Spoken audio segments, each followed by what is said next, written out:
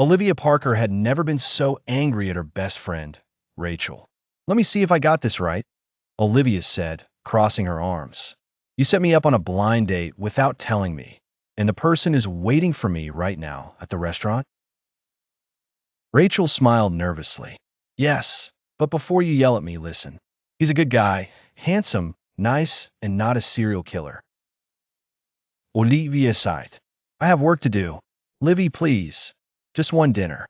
If you don't like him, you can pretend you have to feed an imaginary cat and leave."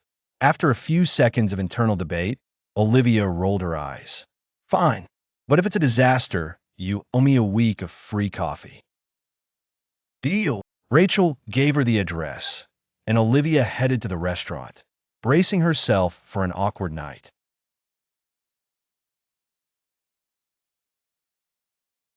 She felt her brain shutting down. "Ew, what are you doing here?"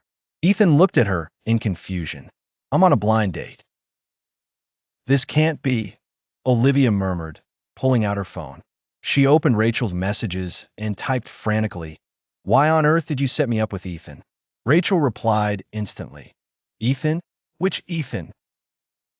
"My Ethan, the one who left me and moved to Chicago." Silence. Then, "Oh, that's awkward. But since you're there, you might as well have dinner."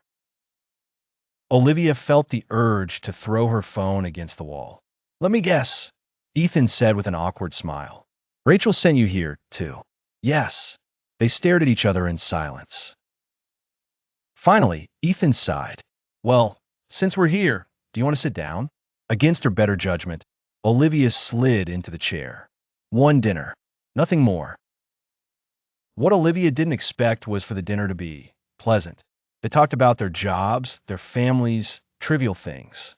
And to her surprise, she found herself laughing with him. "So, do you still forget your keys everywhere?" Ethan asked with a teasing smile. Olivia rolled her eyes. "That was years ago. I'm a responsible adult now." "Oh, sure. So, are those your keys?" He pointed to the floor beside her chair. Olivia looked down and saw her keys on the floor. Ethan chuckled. Some things never change. She gave him a death glare, but couldn't help smiling.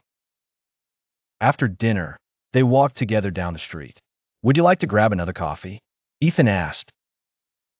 Olivia looked at him sharply. "Ethan, this was just a dinner." He nodded, putting his hands in his pockets.